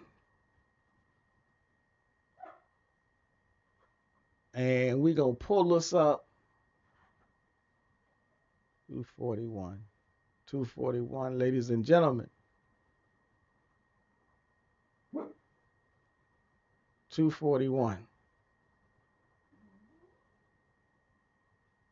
So in this section, again, he's trying to malign Marcus Garvey. And he says, okay, so Marcus Garvey, how you feel? How you feel about him scamming Foundation on Black Americans? How about that? Like he got you on something. Now, so that's his question. But you ain't got to take my word for it. I'm going to play it so you can hear it. Placed me in West Africa. The African Ancestry Black-owned company. That ain't it. It's chasing the algorithm. So, and I don't see that any different than the Times, the New York Times saying, okay, we can put it out there. And it's not as though these so-called leaders haven't been on other news networks, Yvette Carr networks. No, Yvette Carnell has been on Fox. Conversation, and we could disagree to agree. Okay, so Marcus Garvey. Marcus Garvey. How do you feel? How you feel about him scamming Foundation How do you Black feel about Americans? him scamming Foundation of Black Americans? How about that? How about that? Here we go. Why would I agree that? Why would I believe that? Why would I think that he scammed them? Can you show me the evidence? Okay, so I say, he asked, how do you feel about the fact that Marcus Garvey scammed Foundation of Black Americans? Again, this is a talking point coming out of the misinformation camp, the disinformation camp, whose job it is to assassinate the character of anybody in history from Black American history that has done a major contribution. But okay, put that to the side. He asked, how do I feel about it?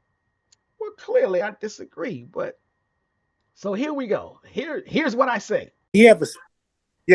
So can you show me the evidence? Even back, yes. Now I say, can you show me the evidence? And he's yes. I'm gonna show you the evidence. That's what he keeps saying.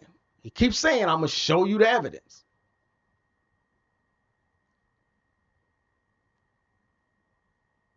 Go back to this. You can see some of the text on the screen also. Yes, relax. You can't ask a question, I go to answer, you keep talking over me. Now again, the framing. You can't ask me a question and then keep talking over me. No, you said, how do you feel? I said, I don't think he did that. Can you show me the evidence? He's never going to show any evidence. He is going to lie, though. Okay, so you're debating when you said we shouldn't debate. So now, and during the 1950s, I just asked the question, and I'm answering. Did Marcus Garvey have a license to sell stocks? Was he registered to sell stocks? Yes or no? Historically. Honestly, I don't know. I haven't gone that. I haven't. Now, again, as I said in the opening, I tell anybody, I like Garvey. I appreciate Garvey for his movement, for what he did, and his historical legacy. I'm not a Garvey scholar. You can't get me into a gotcha moment if I tell you I ain't read everything about Garvey. But that's what he's trying to do.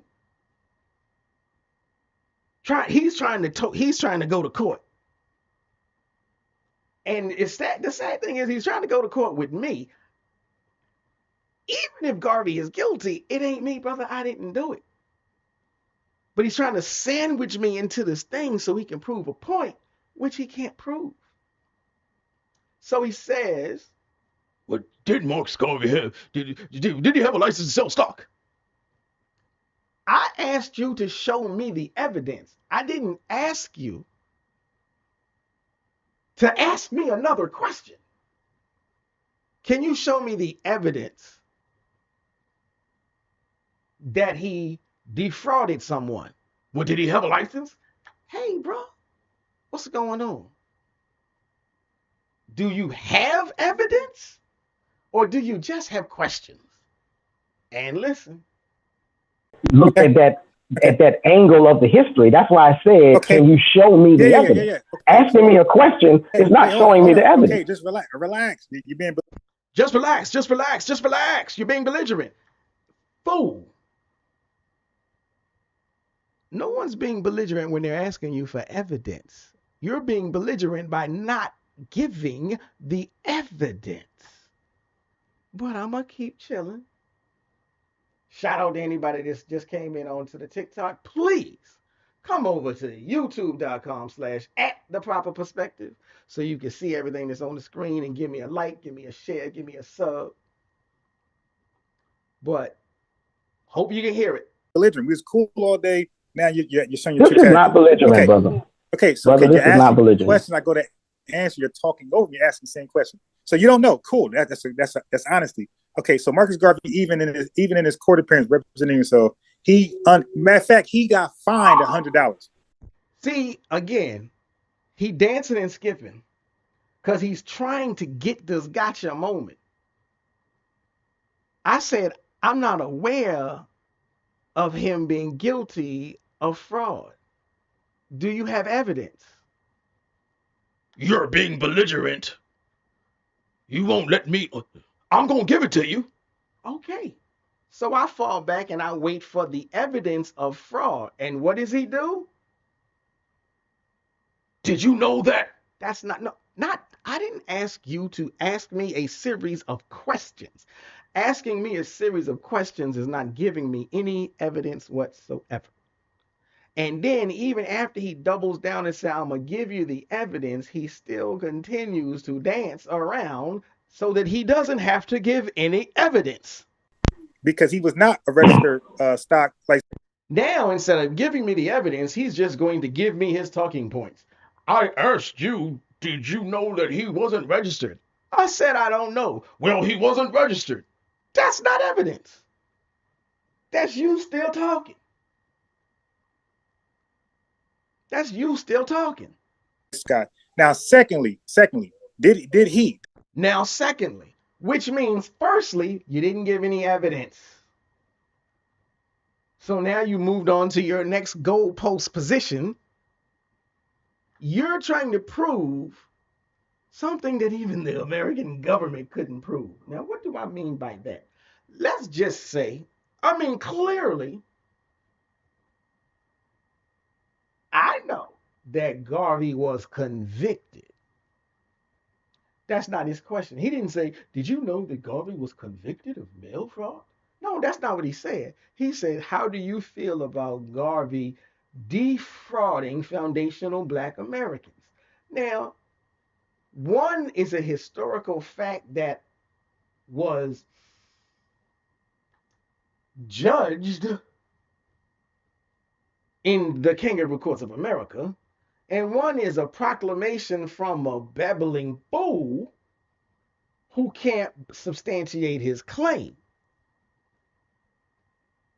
Now, I'm going to play a little bit more so you can see how far around the barn he goes, and then I'm going to hit you with the receipts. Did Marcus Garvey advertise a ship did he solicit sales of a ship that he did not yet own? Yes or no? Brother, if I... Now, again, I just got to pause. Again, he just keeps asking questions. I will openly tell anybody, at least at that particular point in time. Now, I've done a little bit of research since then, but at that particular time when we were having this conversation, I told him straight up, I don't know. I didn't read up on this. Now, later on, he again tries to disparage me. How is it that you could possibly say you know anything about Marcus Garvey and you know nothing about this court case? Because that's what it is. Half the world know everything about Martin Luther King Jr.'s I Have a Dream speech and know nothing about his cut the check speech. We all know what we know. I'm honest enough to tell you I don't know. I'm still asking for him to show me the proof. And rather than show me the proof, he just continues with his vexation. Tell you I don't know that part of the history, and I specifically asked you to show me, and I specifically asked you to show me that history, and you simply say, I'm just going to fire off more questions. That's belligerence. Okay, cool. Well, that's belligerence, and at least he had the decency, he probably did it by mistake, to say, okay, cool, because he should have realized asking me 4 more questions, 2 more questions, 3 more questions after I said, I don't know, I need to read up on that. That's belligerent by definition. But let's continue. So what you're doing is called ignorance. Now he think he didn't, ooh, did he stab me? What you're doing is called ignorance. Yeah, I told you at the beginning of that topic, I'm ignorant to this. I ain't so self-conscious. I ain't so butthurt.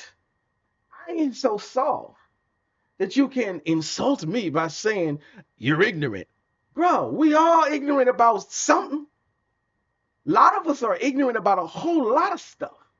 And a lot of us are full-blown scholars on a whole lot of stuff. But the only entity that could probably never be ignorant of anything would be whatever you call that deity up there, if you so subscribe to such ideologies. But I don't mind being called ignorant, because I like to be informed when I am ignorant. Problem is, biased Ron can't inform you of no facts. What he can do is try to browbeat you. What he can do is try to set up a courtroom trap instead of having a dialogue, which is what he was supposed to be doing. But why does he fail to do that? Because he's operating from the standpoint of COINTELPRO tactics to make the other person look bad instead of simply proving his own point. Because like I said, I openly admit I don't know all there is to know about Garvey or the fraud case. Now, continue with the little circus that he's trying to perform. Now I got to show you a picture. I got to show you I videotape. openly admitted that I am ignorant to the line of questioning that you were pursuing. So you want me to answer? Wait. You want me to answer a? Don't start. Okay, look, you're debating now. So again, he calls it debating because I am calling him for the BS that he's doing. I said, please show me some evidence. What do you want, a picture? Are you that stupid? A picture? If you had a picture, then go ahead and show it. If you got a transcript, go ahead and show it. I want evidence. Whatever you would have that would show and prove your larcenous claim that he defrauded foundational Black Americans and that he admitted to the defraud, because that's what you claimed. Now, anyhow, I've shown enough of his idiocy. Let's get to the receipts. Fact is, the federal government did convict him. Now, I don't know what part of the Black community you live in, but I live in the part of the Black community that has for a very long time held suspicion towards government courts who hold Black people guilty, especially when those Black people are those who have done something important in the Black community. I belong to the part of the Black community that felt like those brothers in New York that were convicted got a raw deal. I belong to the part of the Black community that believes those Black Panthers that were convicted got a raw deal.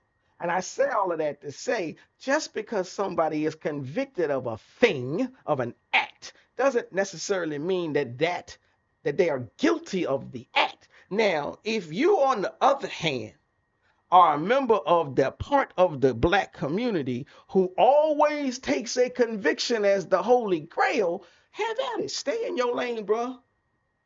I'm not going to try to convince you of the kangaroo court system that we should know exists in this country. That's on you. That's entirely on you. But I will say, yes, Garvey was convicted of mail fraud in 1923. And if we start to dig up the records, historians, credible historians, like Tony Martin, like Judith Stein, they have read the records and the transcripts, and they read the room. They looked at the tea leaves. And they said, you know something, this trial was politically motivated. And it was backed by J. Edgar Hoover's FBI. Now, point of correction, because he was fixing his mouth to say Garvey even admitted it, and he either got so tongue-tied in his anger, or his subconscious said, slow your roll, bro, you might do a major screw up. And he stopped short, but he was about to say it. And so I'll just say this, Garvey never admitted, I scammed people. Garvey maintained his innocence to the end. Now, like I said, there's been a treasure trove of Black people who have been convicted of crimes that they never committed, that they never admitted to, and that they have continued to say, I didn't do this, I'm not guilty, government's lying. But this logic coming out of biased Ron would have us apply the standard of government said you did it, so you did it. If you want to be a part of that part of the black community, then you have at it. I will never be a part of that part of the black community. I shun that. But case in point, like I said, the historical record shows that the whole trial was politically motivated. So when Ron tries to reduce this to a courtroom yes or no trick, he ain't doing nothing in the realm of the vicinity of educating the people. He's performing a kind of neo-blackface, if you will. All for the COINTELPRO algorithm, if you will. That's charlatan behavior. And like I said at the beginning, this is what I'm tired of. I'm tired of, because if I'm wrong and he is not behaving like a charlatan, then he is running off at the mouth with whole-scale, willfully charged, ignorant chatter. And I'm sick and tired of our people falling for ignorance and stupidity, especially when it's aimed at crippling our ability to be critical thinkers and to be future power brokers when we defeat white supremacy. Now, if I put that English major to work, that English degree to work, we have a term for this charlatan behavior of his. Like Shakespeare said, all the world's a stage. I believe it was Shakespeare. If I'm wrong, sue me. But there's another professional who goes by the name of Goffman, and he calls it a performance mask. This is classic dramaturgy. Front stage, you perform like you're the objective, unbiased host. Backstage, it's all manipulation, insult, and agenda. And ladies and gentlemen, brothers and sisters of the court, that's not scholarship, it's stagecraft. Now, he is willfully hell-bent on assassinating the character of the Honorable Marcus Mosiah Garvey. The same way white supremacists went after the Panthers, Assata Shakur, the same way they went after Malcolm, the same way they went after Martin, the same way they went after Farrakhan. So think about this. Garvey was targeted by Hoover's FBI with mail fraud charges. Panthers were targeted by Hoover's FBI with conspiracy and violence charges. Assata Shakur was literally railroaded with false accusations, branded a terrorist, and forced into exile.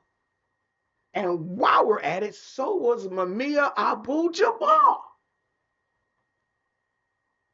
But if all you're going to do is take the government word, where you from? What's that dude in the Django movie? Are you playing the role of Steven? So, because when you're a black man attacking another black man, Garvey, and you're using the government's playbook, you know, they still, today, even after Obama came through and said hands off Assata. Now, I may be wrong about that. I can't remember now. Did he say hands off Assata, or did he play the fool and try to double down on it, and then everybody started the hands off Assata movement? I think that's what it was. But any fool still mimicking the government playbook, and you just running with what they say, you done drunk the Kool-Aid, my brother. You're echoing, you're parroting, you're mimicking the same Eurocentric narrative that said Egypt was white, that said Africans never did anything that contributed to culture, that said Columbus discovered America. That's the playbook you running with. Garvey scammed the people. Why? Because J. Edgar Hoover said he did. This is the pattern that I am always talking about. Now, he wants to call me a liar, but he's the one co-signing the government's narrative without question. For him, it's gospel. So it's either charlatan behavior or it's simp behavior.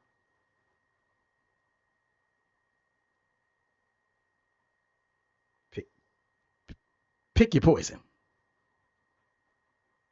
Now, you don't believe me? That's fine. I told y'all I got receipts. So you can, let me pull up. Where's my historian sheet for you?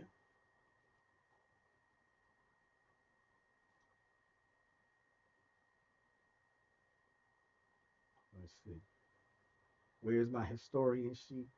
I got way too many historian sheets. Receipts, I should say. But I'm going to show you a couple of them before we get up out of here today.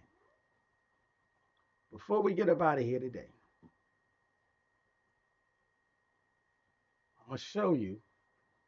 Put these dudes on the big screen.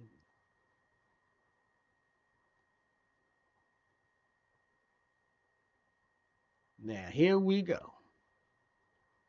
YouTube.com/@theproperperspective. Like, share, and subscribe. Let me split this screen. And let me slide this little thing on over here so you can see what we see. So I got together this little list. Black historians. And yeah, this time I'm leaning into the black ones. I already gave you a couple of them might not be black. So black historians who argue that Garvey's trial was politically motivated, politically targeted. And I got a couple quotes for you. Justin Hansford. Now, you might not be able to see it all. I can't get it to fit completely into the screen, but there will be links.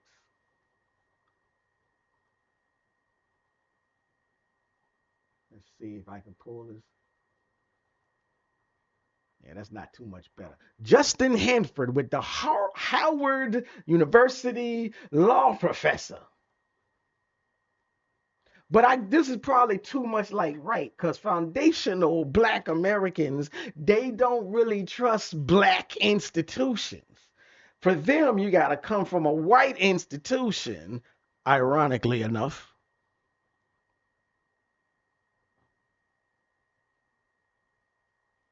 And so Justin Hansford said that Garvey's conviction was unjust, politically motivated, and he said there's a sound legal case for exoneration. So if you got people saying it was a politically motivated trial and conviction and the man deserves exoneration, how dare you, dummy, jump online and say, nah, he did it. So you take J. Edgar Hoover's word over anybody else's. Robert Hill, a Jamaican, I know that's going to burn your biscuits, an editor of the Marcus Garvey and UNIA papers, suggested, looked into, discovered FOIA Release Bureau FBI files, including J. Edgar Hoover's memos, and he shows that Garvey was a political target.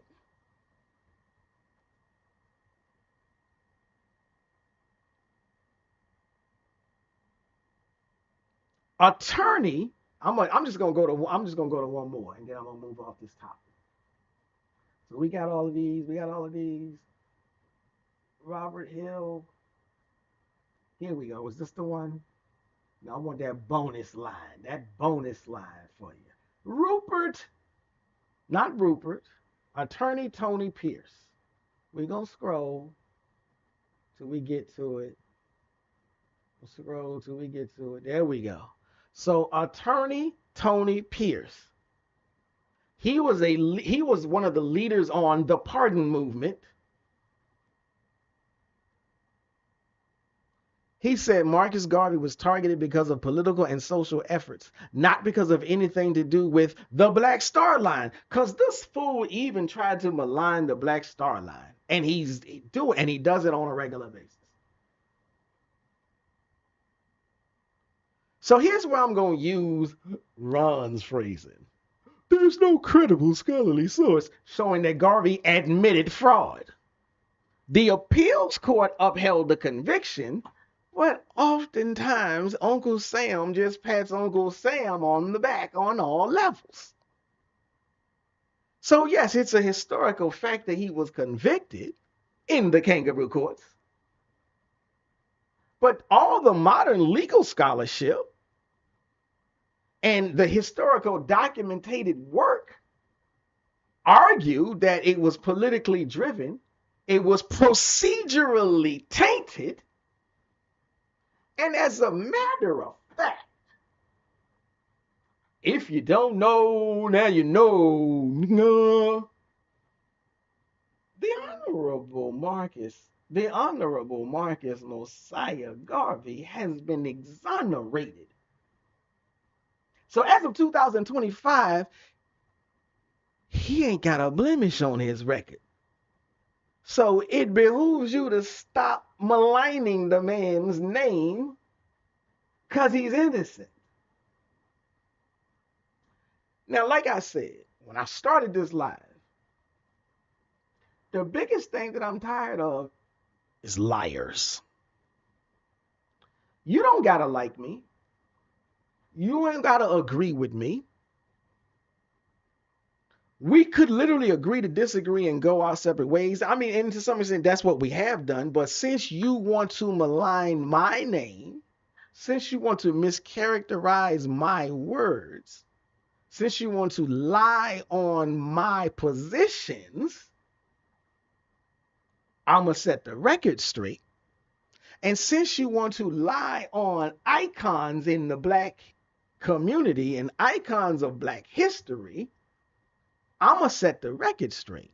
But you get to enjoy hopping down merrily go luckily your FBA trail like Dorothy all you want to.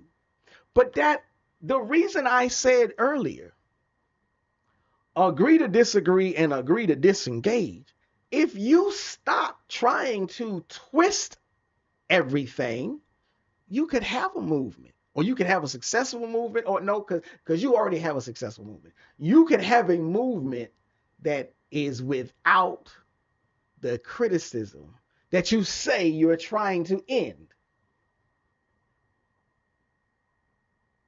But I know that's a lie too. I know that's a lie. So again, now I could go further. But the bulk of what I was set out to do today is show how liars lie.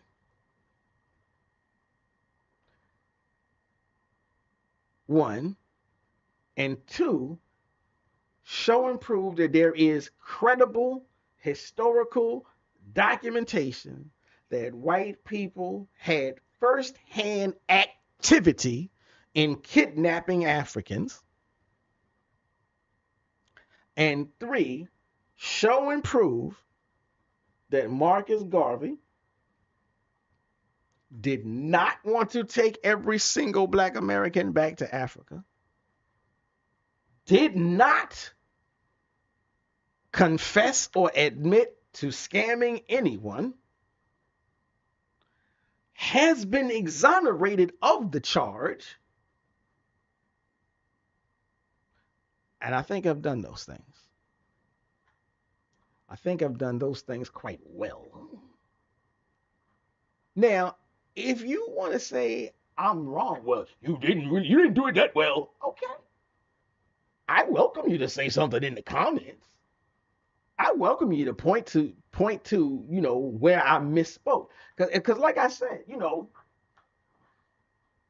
when you're dealing with the gift of gab, it's easy to overreach. And I give grace and space for anybody that says, well, wait a minute, you kind of missed, tell me where I went too far.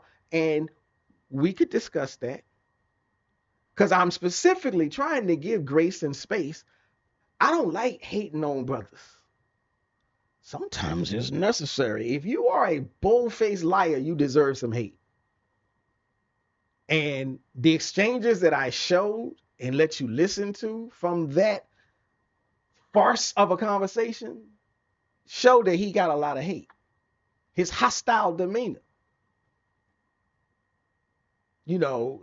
Hostile, negative, and you can hear it.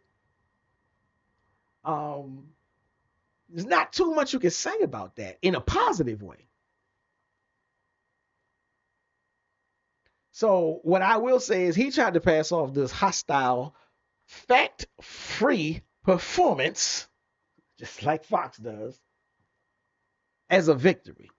But a champion isn't one who silences his opponent, because he cut my mic off and went on this diatribe. Biased Ron ran from the facts, ran from the request for facts and evidence, and ran his mouth from behind a mute button. Now, ladies and gentlemen, brothers and sisters of the pro-black, Afrocentric, Pan-African court